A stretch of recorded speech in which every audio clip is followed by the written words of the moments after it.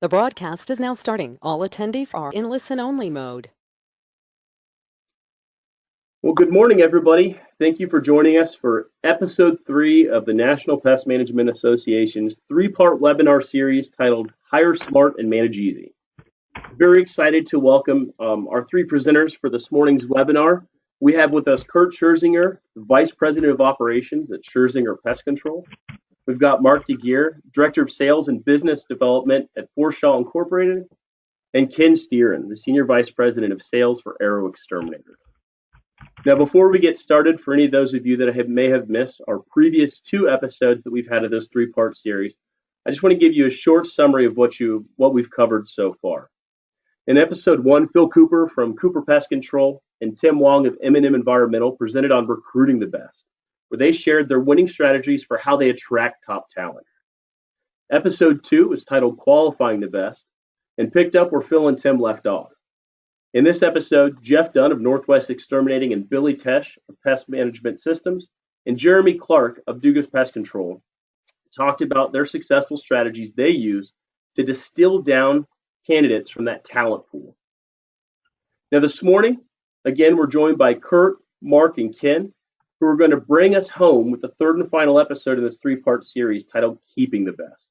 Over the next hour, they're going to share with you their winning formulas for success in keeping employees engaged once they've been hired.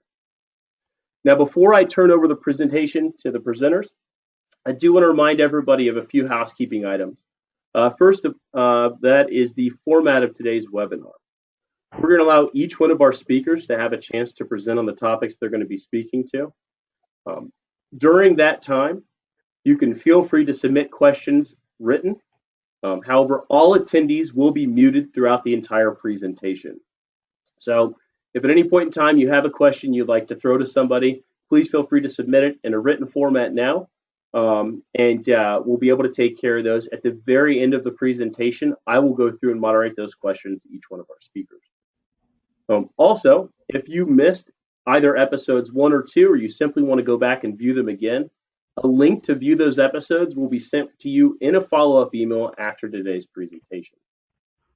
Now, with that being said, I'm going to go ahead and turn it over to our very first speaker for today's webinar, Kurt Scherzinger. Kurt, take it away. Good morning, everybody. As was said, my name is Kurt Scherzinger. I'm the current Vice President of Operations of my family's business. Next slide. You can do it there. Scherzinger Pest Control, we were founded in 1934 by my great-grandfather, Bernard Scherzinger, and he was an electrician by trade, got termites, and then got into the business.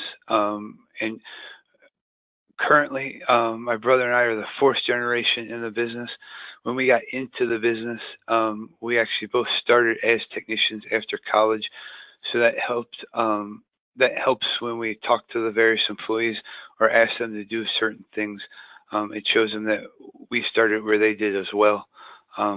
Presently, we have 94 employees, and we operate out of 3 offices in Cincinnati, Columbus, and Dayton, Ohio. Next slide. Getting them on the team, to keep them on the team, the first day of hire, I will typically present industry and company history. We want them to have a feeling of that they're now part of the Scherzinger family, and they will be treated that way when they come onto the team. We do put them through a classroom training to get them licensed through the state of Ohio. We want to make sure that we're equipping them with the tools that they need to do their job so that they feel supported in throughout their employment. We also do have all the new employees shadow all the different departments. We want to show them how the other departments will help them get their job done, as well as what their job, how their job affects other departments as well. Next slide. Engaging the employees. I always try to make sure that no matter how busy you are, to try to take time, stop and talk to them when you see them. Try to remember their names. And then I always try, if I've heard something about maybe their kids or their their family or something like that, I always try to engage in conversation on that front. And just like you would take care of a customer, you have to look at your employees almost as your customer as well. So taking care of them and remembering various things about them as well. Making their voice heard is very important. We're in the process of implementing the entrepreneurial operating system, where it's a system where everybody's aware of the goals and of the organization. We do have great idea boxes in all of our break rooms, and we do have weekly check-ins with all the employees, so that they're able to voice any concerns or support that they might need. Next slide. We like to celebrate the successes. We do have what we call a wall of honor in all the offices, in which what we'll do when a customer writes a letter in for a various staff employee, we'll actually read that letter out to everybody in front of all their peers at different general meetings. And also, if we get complimentary phone calls, we'll actually play those in those meetings as well. We do celebrate the top salesperson from each supervisor team, versus just celebrating the overall winner. We try to contribute to everybody's success as well. Next slide. We do have it is work, but we do like to have a little bit of fun as well, which helps keep the employees wanting to come back and stay engaged as part of the team. We'll have various sales contests throughout the year. A big key with that, though, is you have to draw their attention to it. As you can see in the lower right-hand corner there's actually, that's our contest board. So throughout the various contests, anybody can walk up to that board and see where they stand. We typically have 2 of those a year, and then we have a year-long contest as well. Quarterly cookouts, either my brother or myself will work the grill, actually grill out for all the employees and serve all the employees. In the middle there, you can actually see my brother grilling, and then on the left there's actually one of the cookouts where we kind of shut down for the afternoon, and we don't even really talk work. It's just more fun at those.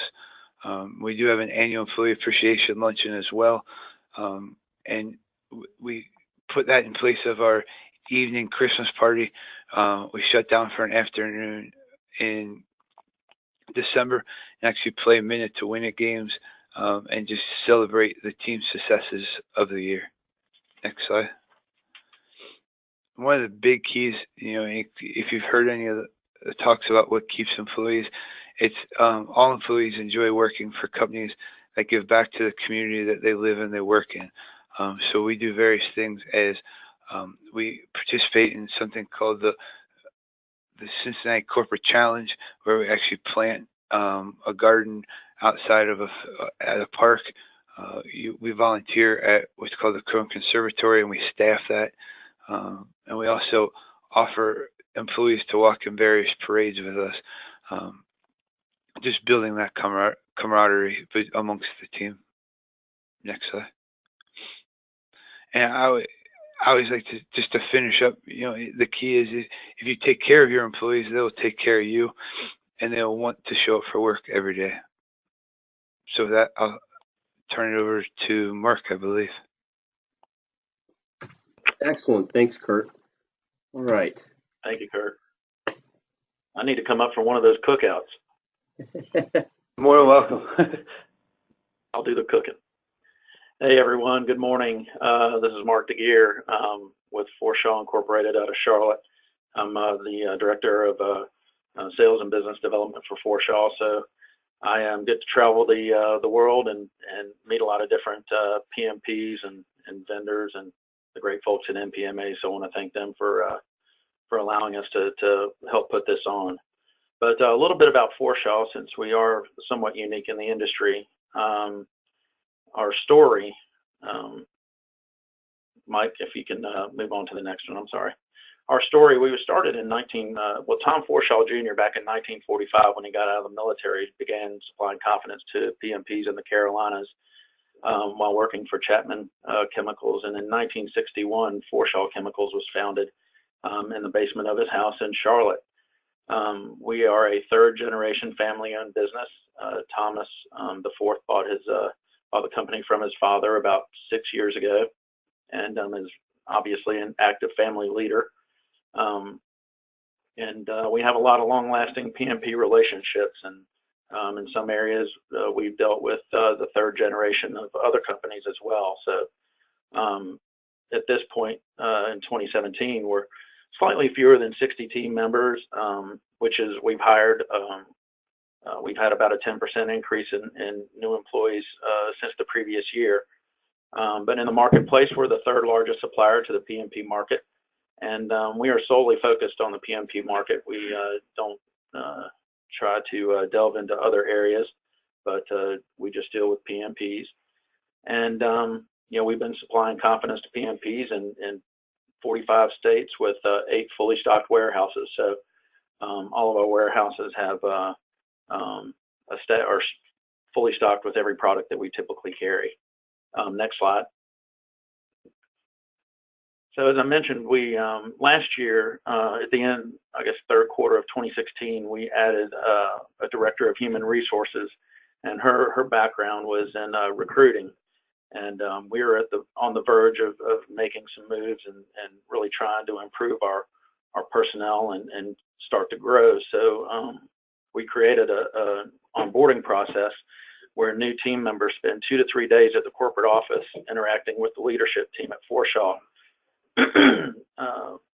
Marin Bangar, Director of Human Resources, communicates the Forshaw mission, vision, and values to new team members, and the rest of the leadership team supports that.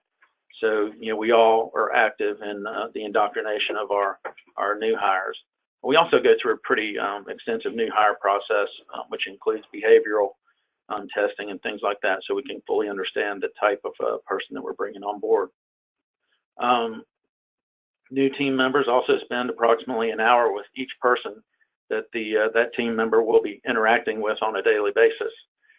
So in the finance department, anyone that they'll be dealing with in billing, they spend an hour going through expectations, communication, things like that. And we do that throughout the company with everyone that they touch on a daily basis before they even begin to work, either in the field or in the office. Communication, expectations and key performance indicators for their position are discussed with the leader of their team, and that's part of the onboarding process as well. Next slide, please. So we're at Forshaw, we're moving towards a performance-based culture. We've always had a performance-based culture, but we're really dialing into rewarding our key performers using KPIs for each position. We conduct ongoing anonymous employee surveys throughout the year, and we have an open door policy when it comes to recommendations and ideas, somewhat similar to Kurt and those guys. Our monthly newsletter focuses on family team atmosphere and recognizes team member accomplishments and milestones with different team members, whether it be a wedding or a birth. And we do quarterly business reviews with each branch, and that enables the leadership team to engage with each branch on values alignment, performance metrics, and we really encourage feedback. We have a portion of that, about half of it involves feedback on what we need to start doing, what we need to stop doing, and things that we need to continue doing to be successful. So that's been a very valuable addition, to our interaction with our employees and our team members. Next slide, Mike. So one of the things I wanted to talk about, we can talk about things that we do, but I know some of you folks out there may be trying to develop a culture within your organization, and logging into a webinar and seeing what some other companies are doing is definitely a great start. But one of the things that we've tried to develop here is we're trying to develop leaders. And so I have a few slides on leadership and how it pertains to employee engagement. And Lou Holtz, most of you guys probably know him as a great college football coach, a little wacky, but he's definitely a great coach. There are three things that before someone will follow you that they must believe in you. Number one is, can I trust you? Obviously, trust is everything. And do you care about me? Which, you know, if any of you have played a team sport before or been part of a great organization or a great team, you know, they're caring about one another is extremely important. And number three, are you committed to success? Is everyone on the same page? And that's one of the reasons that we do our behavioral analysis of each employee, so we can see that they are similar to us in values and behaviors. Next slide, please. And part of employee engagement is focusing on the 4 C's of team member success. Number one is a capability to perform the responsibility of the position. So when you're hiring, is that person capable of performing that job? And do they have the capacity to grow in the position and also in the company? Most of the folks that are out there looking for positions as technicians or in the office, you know that the ones that you really want are ones that want to move forward and advance within your company into more leadership roles. And those are the kind of people that you need to be on the searching for. Do they have the commitment to the team? Does a team member embrace the team atmosphere? And the team atmosphere should be that of you know, wanting success for the company and for their team. And are they a cultural fit? And are they a cultural fit initially? And also, will they be moving forward? So that kind of covers the 4 C's of team member success. Mike, if you can move to the next one, please.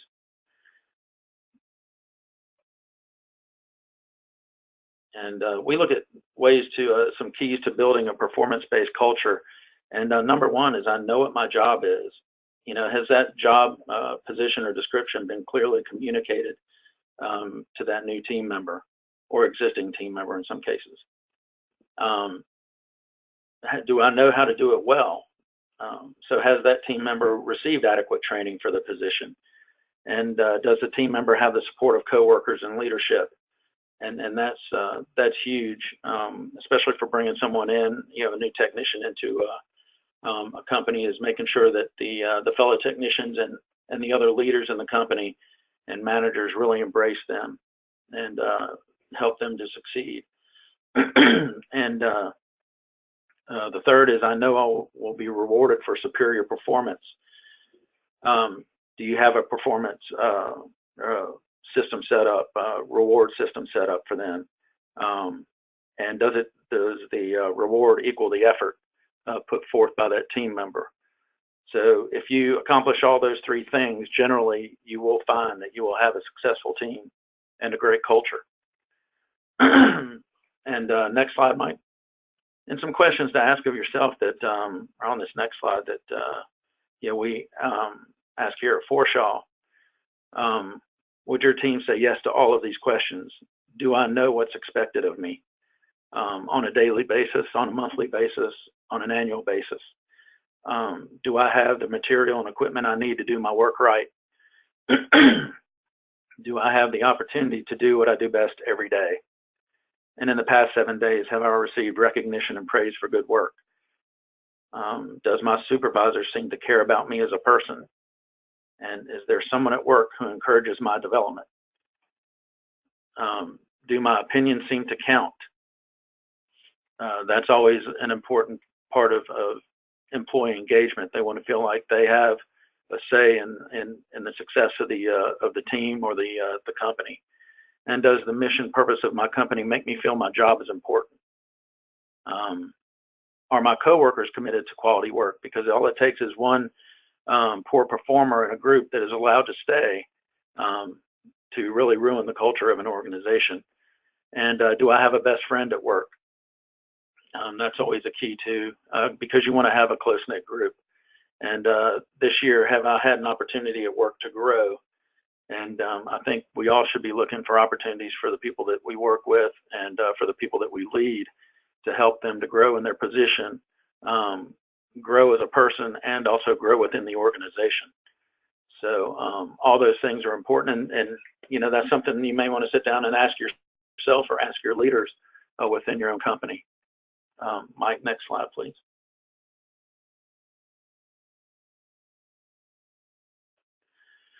So one of the things that you have to recognize if you have a disengaged employee, and when you're going through your team to see who is engaged and who isn't, you know, number one is performance. Is that employee not capable of performing the job requirements? Everyone knows about the right seat on the bus. Maybe they may be capable in another position, but they may not be capable in that particular one. And process, the employee did not have a full understanding of the process or job or the support training necessary to be successful in that position. So, and then personal, did the manager or supervisor fail to outline clear expectations and direction? So, you know, if you're in a leadership position within your company, or, you know, you're looking at one of your leaders and you have an employee that's, or a team member that's not performing, you know, take a minute to look at those three pieces. It's easy to remember being three P's, but, and identify which maybe we're failing at one of those three, and really try to work hard to address it and see if that person can recover and be a valuable team member, or if maybe you need to make a move and find someone else. Mike, next slide, please. When we talk about employee loyalty, we single out the single most important issue is the quality of the relationship between the employee and their supervisor. According to a Gallup study, they want employees, team members want clear, consistent expectations. They want to make sure that you care about them, and they want to have encouraging and supporting, have you encouraging and supporting their growth and development within the company. And the greatest source of satisfaction in the workplace is internal and emotional. I'm sure many of you have heard about EQ. You know, we talk about IQ all the time and how important that is, but it's becoming more important that you have a high EQ, which is an emotional quotient. And there are some surveys out there that will actually give you a score on your EQ, and I think that's pretty valuable, because as a leader within your company, your employees look to you for that emotional support as well. And if you have a higher EQ, generally, you're able to communicate a little bit better and more effectively with those team members. So if you haven't looked that up, there are some surveys out there, and it's interesting when you take an EQ test to see where you fall. But people leave managers, not companies. Usually if someone leaves, it's because of either poor management, or maybe they were put in that position and were not capable, as I mentioned before. So, you know, looking back, what is the quality of your relationship with your team, and how do you know? Doing surveys like we do, and I know Kurt, from talking to him at his office and from his presentation, and I'm sure Ken and those guys really focus on feedback from their team members, and that's how you find out maybe where you're deficient or things that you can improve. So, you know, I hope that's helped you guys, just kind of give you an idea of what we do here and some of the things that we focus on as a leadership team to really engage our team members at Forshaw. Thank you, Mike. I'll turn it over to Ken. Thanks, all right. Yes, good morning, everybody. This is Ken Stieren with Arrow Exterminators out of Atlanta. And I want to thank you for joining the webinar, Keeping the Best. In the previous two series, Mike shared that recruiting the best and qualifying the best, I tell you, that's not only leads to, but are key to keeping the best. And keeping the best is impossible without first recruiting, qualifying the absolute best team members that you can. And what I will share are only suggestions, and some depend obviously on the size of your company. And we'll start off by you know, who is Arrow? And we were founded in 1964 by Starkey and Imogene Thomas, and it remains a family-owned business today. The Arrow legacy is now in its third generation with Starkey's granddaughter, Emily Thomas Kendrick, at the helm, and her father, Joe Thomas, as our chairman. We have 107 service centers, over 2,000 team members operating in 11 states. We operate under 4 brands as Arrow, Hughes, Stark, and Nader's Pest Raiders, and continue to expand both organically and through acquisitions with revenues approaching $200 million. Arrow is a full-service company specializing in pest control, termite protection, mosquito control, fire ant control, wildlife control and exclusion, handyman services, insulation services, new construction treatments, and providing reports for real estate transactions. We offer these services in both residential and commercial settings. And before I get started, and I think Mark just shared this, but data received nationally from exit interview reports, feedback instruments, and employee engagement surveys from across many lines of business indicates that 50% of employees left their job to get away from their manager in an effort to improve their overall life at some point in their career. Now, we've all heard this tune played like a broken record. People leave managers, not companies. And none of what I share here today will repair any indifference between management and team members, but should help provide a favorable foundation to keeping the best. Next slide, prior to hire, this is kind of is a recap. And we suggest specific written job descriptions and to set the proper expectations, be upfront and honest. You know, if you're hiring an administrative, person, are they also, is it just strictly receivables, payables, office support, or do they need to sell as customers call in or have other duties? Outside sales reps, are they residential, commercial, lawn, repair, exclusion? Are they all in one encompassing, or are they trained to handle one specific area? Nothing worse than finding out after you're hired that the job description requires something else. Inside sales folks, are they phone sales? Are they call center? If they're phone sales, are they only inbound, or are they required to make outbound sales? Your service professionals, again, are they independent pest, termite, renewal, construction, etc., or are they trained in each of those categories to make one stop with the vehicle there? Management, obviously operations, service administration. You've got multi-unit regional management folks, and then obviously some manager trainees, and they need to understand what's exactly involved in the training process before they take over an operation. Next slide. I put together sort of a learning path, a template, the job profile. Obviously, you can put in whichever job that you've got there, whether it's a office administration, pest control route, outside sales. And then you've got competencies required for that position, and then how are those competencies going to be obtained. And the next slide, I used the pest control service professional as an example. And of course, some of the areas that they need to learn would be safety, maybe some pest ID, application techniques, and then how are they going to obtain that training. At Arrow, we've got a 14+2 online safety module that has to do with driving our company vehicles.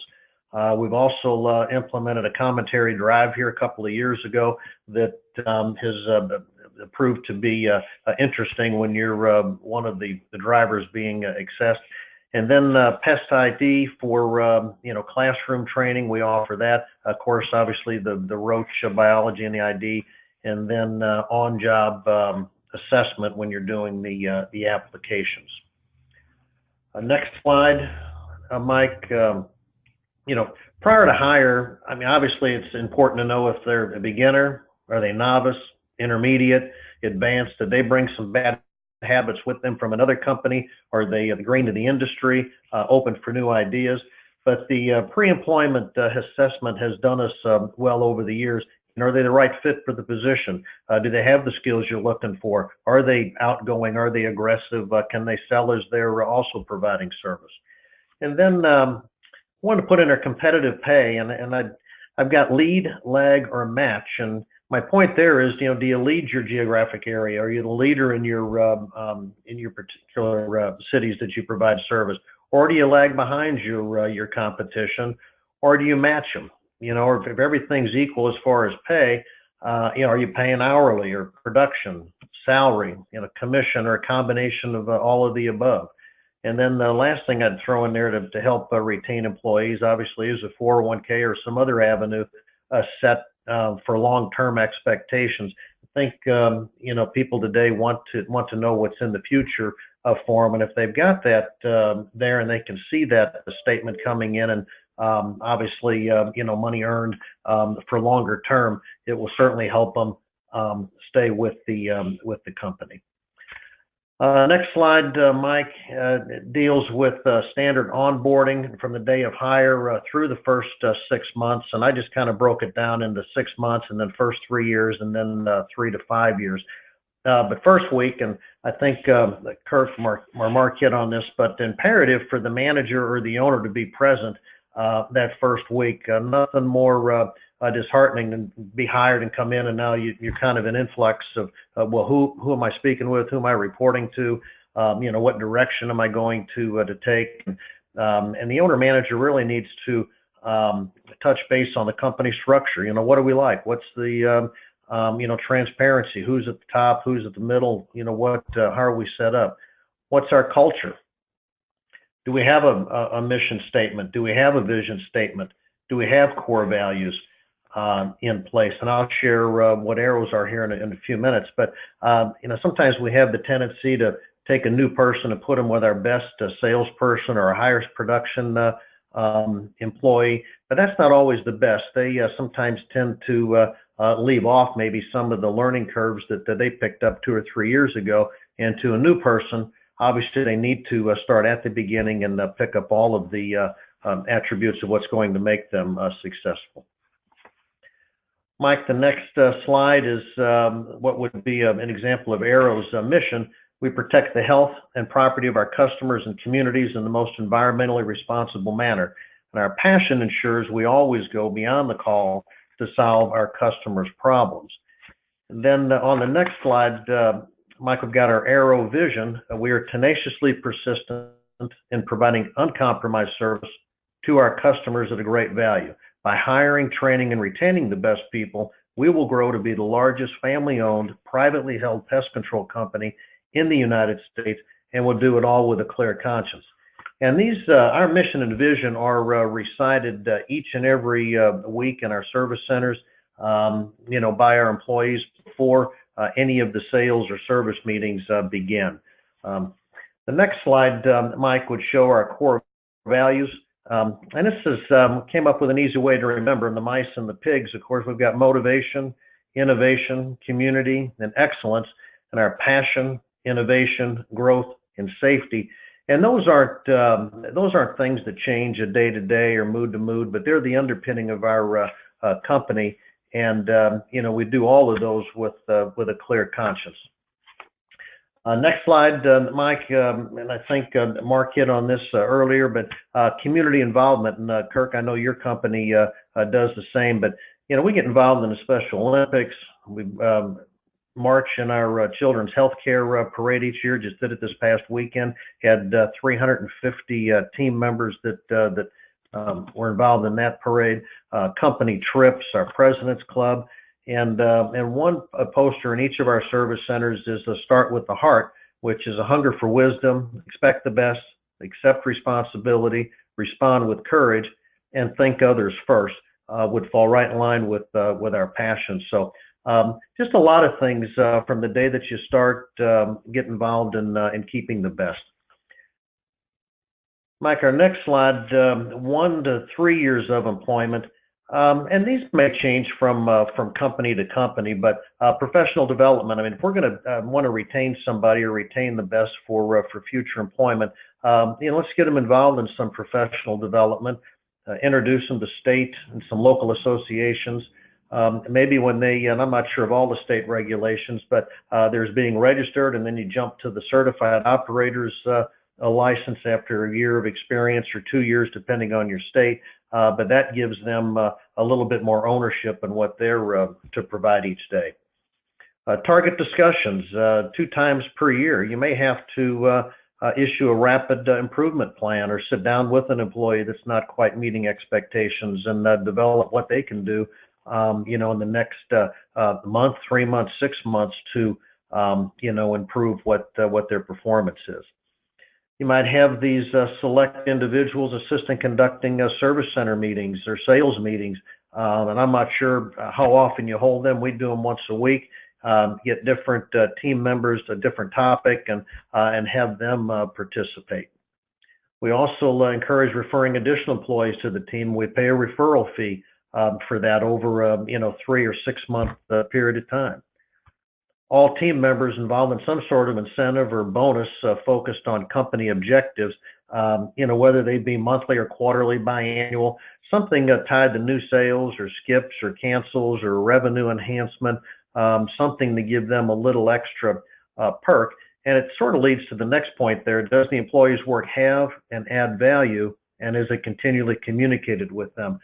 Folks work hard, and if it's not communicated with them or the value isn't shown, they may be looking for their next exit or next employer. Continuing on a 3 to 5 year path, we do employ a career pathing, and that obviously is a process used by an employer to chart some sort of a course within their organization for their advancement and development.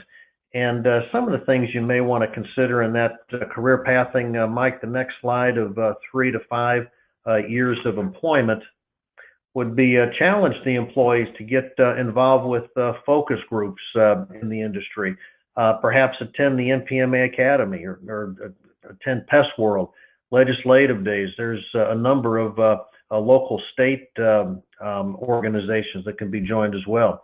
Again, have them conduct sales and training meetings with support of their manager or the owner.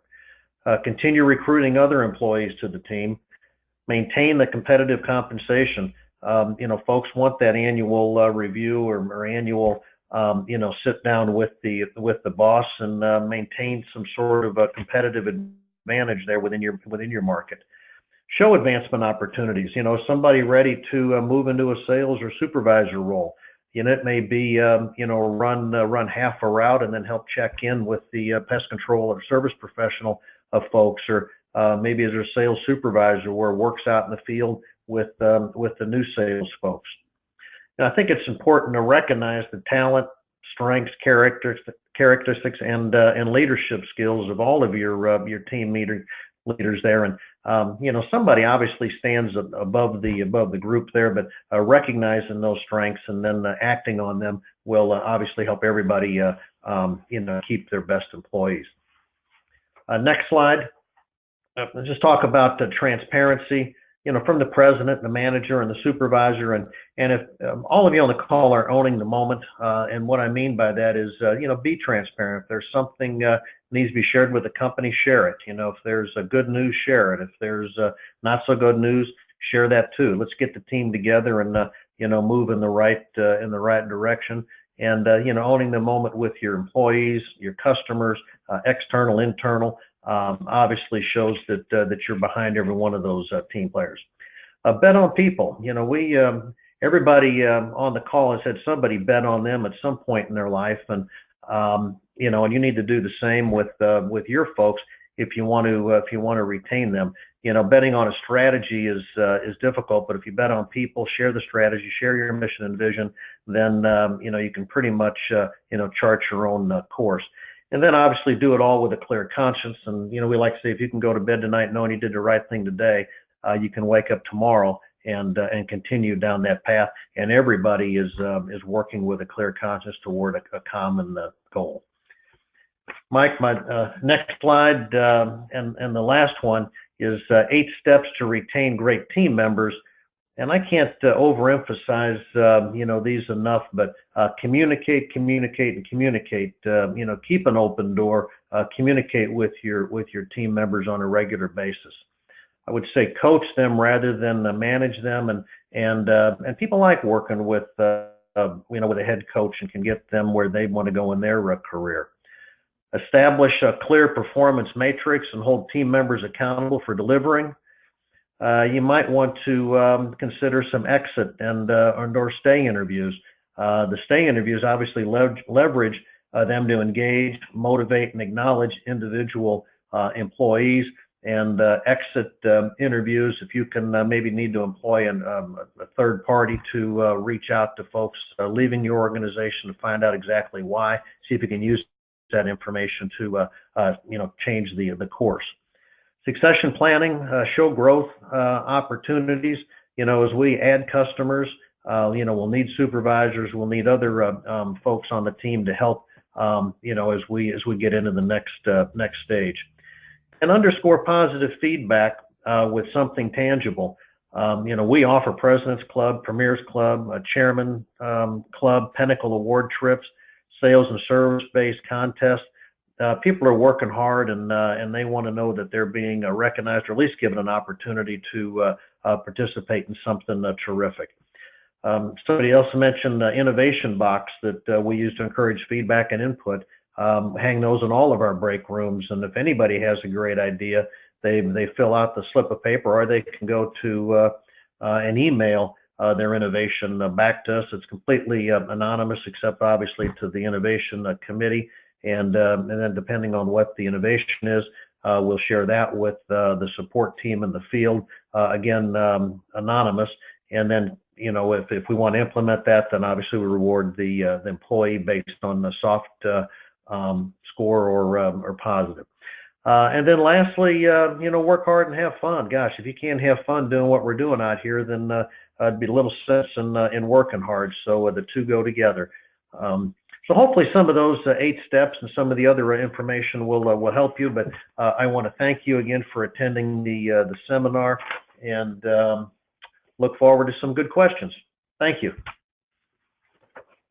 Thank you so much, Ken. And now I would like to invite everyone to take a few moments, all of our attendees, and if you have any questions for Kurt, Mark, or Ken, please feel free to take the time right now to go ahead and submit those questions in written format. You can find that location to submit those questions on the control panel for your GoToWebinar control panel that should have auto-launched whenever you logged into the webinar. And while our attendees are taking the time to go ahead and submit those questions, I first want to thank Kurt, Mark, and Ken so much. That was a lot of fantastic information. Thank you for taking the time to be here today to present this information to us and for sharing some of those great strategies for your companies. It really sounds like each one of you have some really unique and exciting opportunities to be able to make sure that not only are your employees happy while they're with you, but also how to engage those employees long-term, which is really unique. And I know it sounds like some great things that I'm going to go ahead and suggest to some of our coworkers and team members here, some things that I think we could do to kind of increase things here as well at NPMA. So that was great. So thank you guys so much for doing that. So I do see that we have one question here that I'm going to go ahead and throw out to everybody while we're waiting for the rest of our attendees to submit any questions they may have. I'm going to go ahead and throw this out to all 3 of you, Kurt, Mark, and Ken. And what we can do is, so everyone doesn't try to speak at once, I'll throw it out, and then Kurt, if you want to take a second to reply to it, if you have any suggestions, and then Mark can follow up, and then lastly by Ken. That way we'll just go in the same order in which you presented. So our first question here is directs to employer referral. Now, I think each one of you mentioned some financial incentives that you offer to some extent that your companies offer. So I'll start with you, Kurt. How much do you offer in regards to employee referrals, and at what schedule? Gave a couple examples, maybe $250 at 90 days, or if there's any other breakdown. Is there anything that you guys offer along those terms that would apply to your company? And we'll start with you, Mark. Kurt, I'm sorry. Yes, we've played around with a couple different ideas, and we've come up with the idea that if the employee referral makes it past the first day of employment, the employee that referred them to us gets $250. We believe it's between the HR and the service managers who are doing the interviews to screen them and make sure that they're a good fit here, and then it's our job to retain them after that first day. So after the new hires complete the first day, we give the referring employee $250.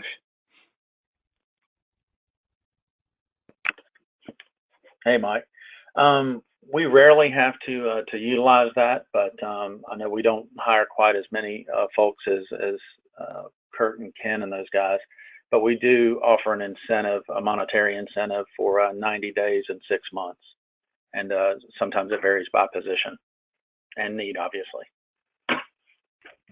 Ken? Yeah, this is Ken, and we offer 300, and it's after the first month, and then another after the second month, and then the third and the final part of that is after the third month. Then it's obviously up to us to retain them long term.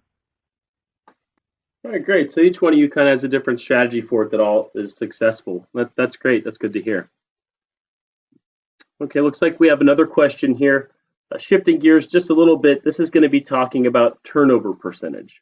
Again, and I'll start with you, Kurt.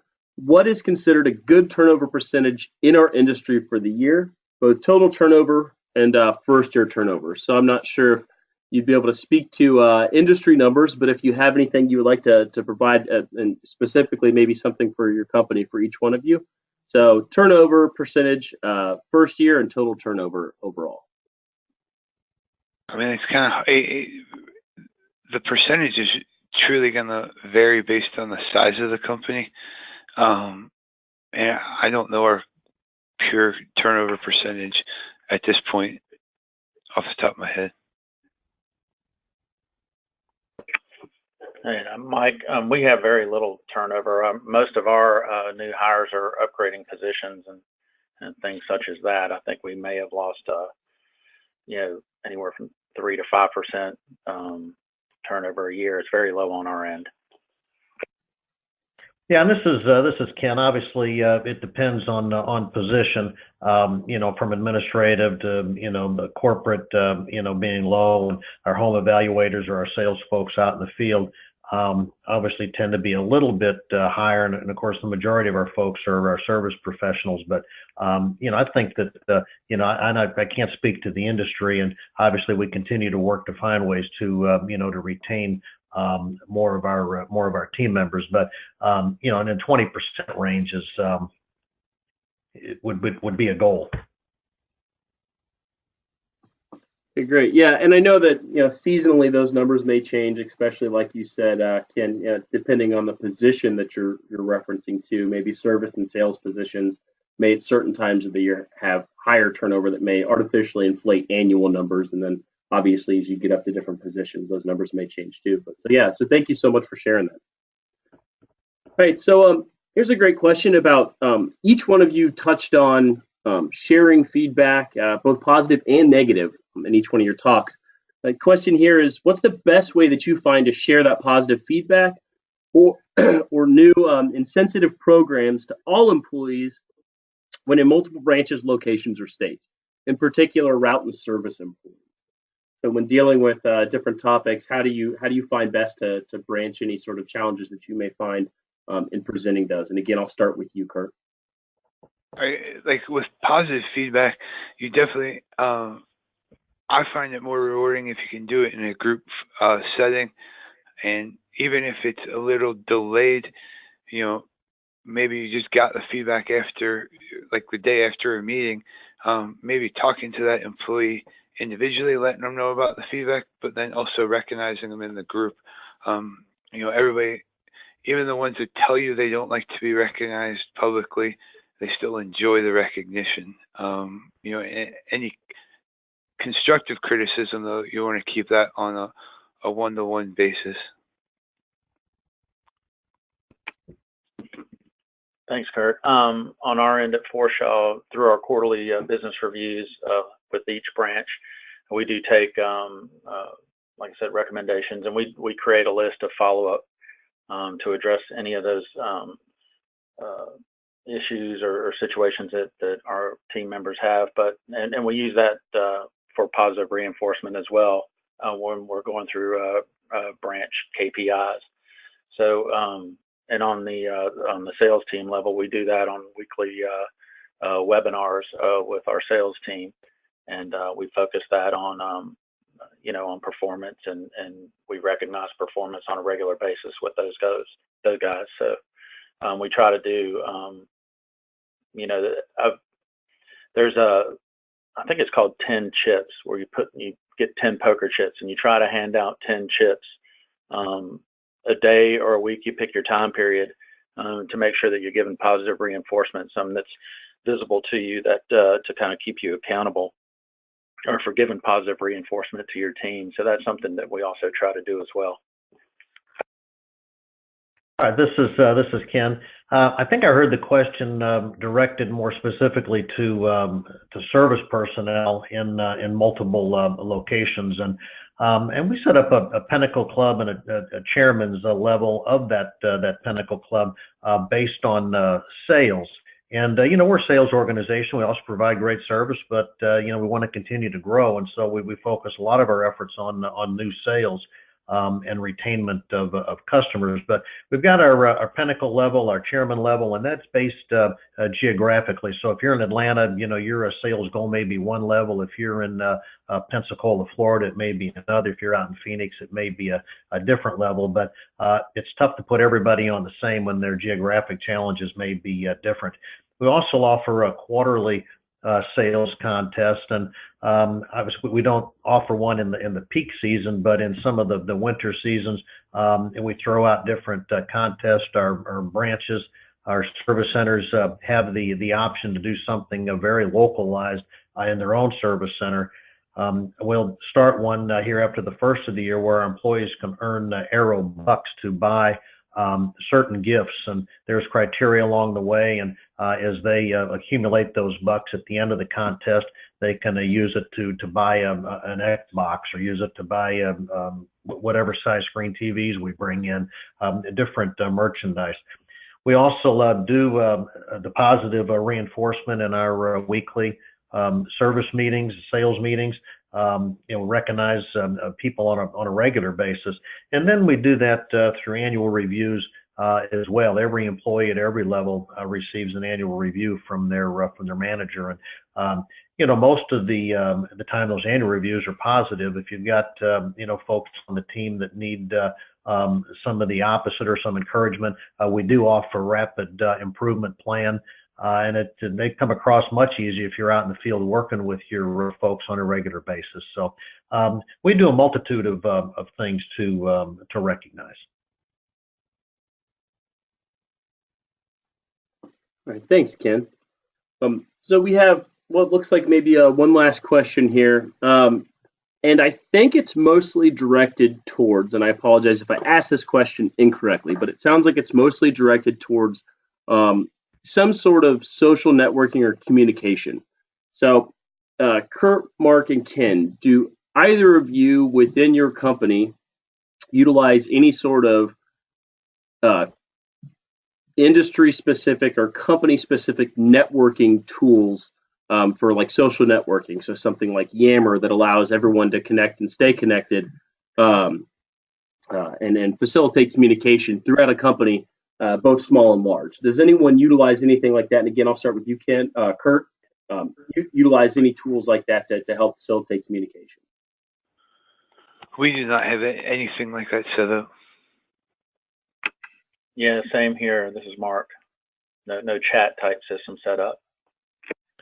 Yeah, this is Ken. Obviously, we're big, you know, Facebook users, and you know, we do communication through LinkedIn. But we also have, and the name of the particular program right now escapes me, but each of our region sales managers has a text system set up with their outside sales folks, and even some of the operations guys have them set up with their service people. But they can send out a group text, and hey, boy, John just brought in $1,000, or Bill just had a great proposal to a commercial organization. So there's always some sort of feedback and rah-rah within the teams that are out in the field, and that does help keep them connected. And we also, and I meant to go back before to some of the positive reinforcements, we have 2 times a year sales meetings where we bring our folks in, depending on our, we've got 14 regions, and so within each region we have a sales and award function. So there's a lot of back and forth and team building and camaraderie, and it really helps. Nobody wants to be outdone for the day, so even setting up group text messages, I mean, it's simple to do that, and you can start some banter back and forth and have fun with it. Okay, yeah, that's interesting. And I think that we've got some follow-up to this here, so I'm going to throw this out to everybody. But Ken, just as a reminder, when I get back around to you, there was a specific question that somebody was asking if the name of the program that you're referencing, the group texting program, is called GroupMe. Is that it? You know, again, sometimes I get a little disconnected with the name of some programs here, so I can't honestly tell you the name of the thing. But you know, just setting up a simple group text would probably suffice. But there probably is a name for it. Okay. All right. Well, if you think about it, you know, feel free to everyone that's viewing the screen right now. You can see Ken's contact information. Feel free to reach out to him if that's okay with Ken. To be able to get reach out anytime you want to.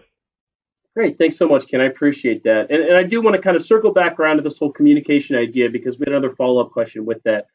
So the initial question was kind of specifically referencing a social networking tool, but Ken, you kind of referenced something a little bit outside the box of that. This idea of this group texting platform. Do any of you utilize any communication tools in general? So kind of open this up to a very broad spectrum. Is there anything specifically geared towards communication that you utilize within your company that you feel helps to facilitate communication between yourself and your other coworkers? Yeah, this is Ken. I cannot think of anything right now that we do, with a specific platform. And we have our internal intranet that we would use, and we have our newsletters. We have letters that go out to our real estate community. So there's various social applications that we can use that really are facilitated by our marketing department.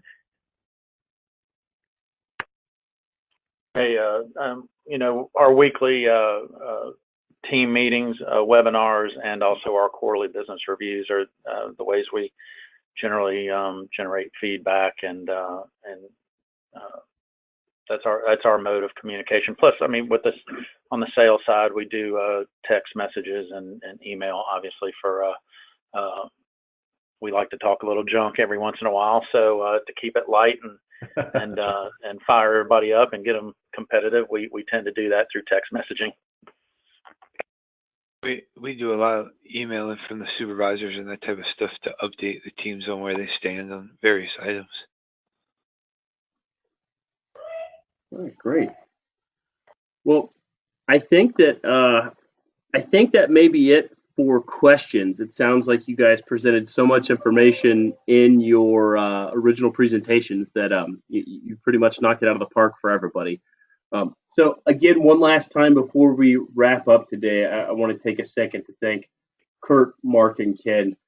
Fantastic information for everything that you guys provided. It sounds like you really do go above and beyond to be able to reach out to your coworkers and your employees and make sure that everybody is, once they get in the door, that they're engaged, they stay engaged. You've got these fantastic long-term plans in place, and I really appreciate each one of you taking the time to share those with us today.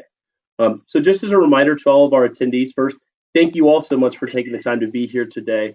And at the conclusion of this webinar, you will receive a follow-up email within the next 24 hours that provides you links to both episodes 1 and 2, in case you missed those. And then shortly after that, we will be providing this recording of episode 3 online as well, if you'd like to view that again.